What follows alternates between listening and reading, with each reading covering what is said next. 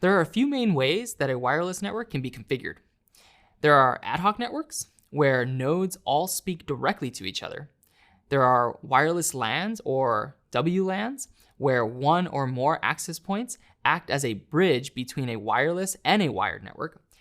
And there are mesh networks, which are kind of a hybrid of the two.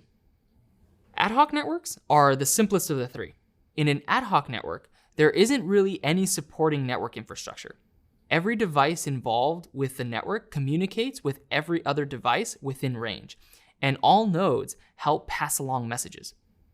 Even though they're the most simple, ad hoc networks aren't the most common type of wireless network, but they do have some practical applications.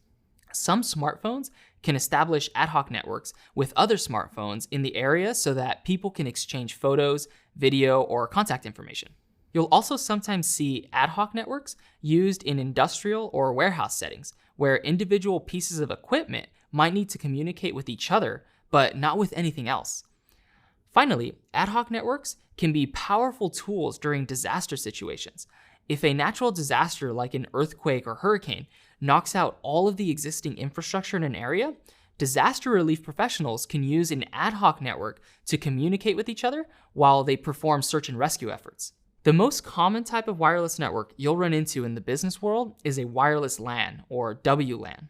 A wireless LAN consists of one or more access points which act as bridges between the wireless and wired networks. The wired network operates as a normal LAN, like the types we've already discussed. The wired LAN contains the outbound internet link.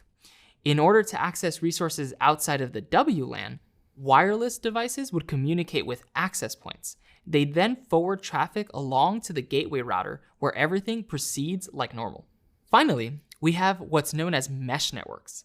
Mesh networks are kind of like ad hoc networks since lots of the devices communicate with each other wirelessly, forming a mesh if you were to draw lines for all the links between all the nodes.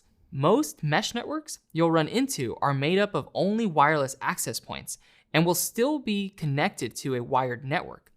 This kind of network lets you deploy more access points to the mesh without having to run a cable to each of them.